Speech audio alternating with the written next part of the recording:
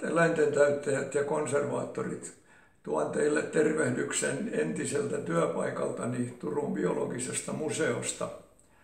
Kun aloitin täällä työni 1982, olin kouluttautunut meribiologiksi ja sen tähden se urakka, joka täällä alkoi, oli täysin uutta minulle. Vuosien mittaan kuitenkin tutustuin erityisesti eläinten täyttäjiin ja moniin muihinkin käsityöläisiin ja opin ymmärtämään, miten arvokas tällainen työpaikka on.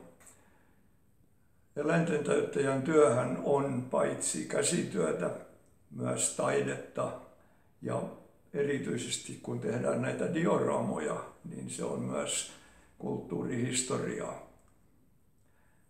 Siinä mielessä olen oppinut yhä enemmän arvostamaan työtänne ja toivotan teille menestystä vastaisuudessa.